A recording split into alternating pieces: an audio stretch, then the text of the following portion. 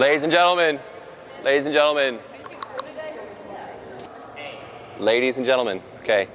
Gotta do 20s, 40s, and 60s. 20s, 40s, and 60s. And 20, all right, at your 100 pace, 100 rate, make sure you're hitting your times the best you can, know where you're trying to be, okay? Then you're gonna follow that up with a 30 roller coaster into the wall. Interval will be decided by Josh and myself as we send you guys off. Good? All right. Then you're gonna follow up with a 40 at your rate, at your 100 pace, making sure they're two the same. Then a 10 roller coaster into the wall. Josh or I will send you off again.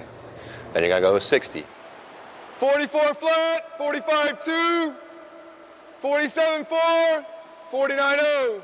So 60, fast, then a 40 roller coaster into the wall. When you get back to the wall, you're gonna hop off, and you got 10 rings. Hop out, you got 10 rings. We'll go again when Josh or I sends you, okay?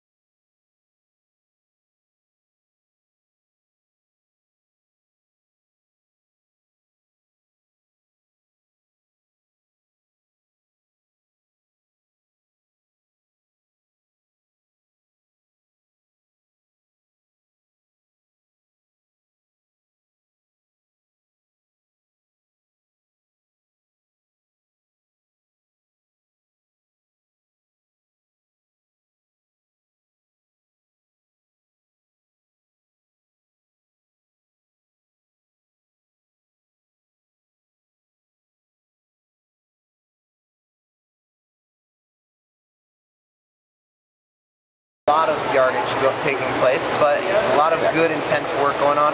Sure. And it's based on time standards that you guys have set through the Australian time charts. Can you explain that a little bit more? You know, Hawk gave those to me a couple years ago. I think it was last summer, maybe before that. We didn't use them at Davidson at all, really. Used them a little bit with Mark. We use different versions of it. I think different people have different pace charts, whether they view them as. It's not broken down as, okay, you take a 50 and split it into 4 parts, and here's your time at 12 and a half. From what I understand, they used Dartfish. They looked at it and said, okay, this is where the average is at 15 meters.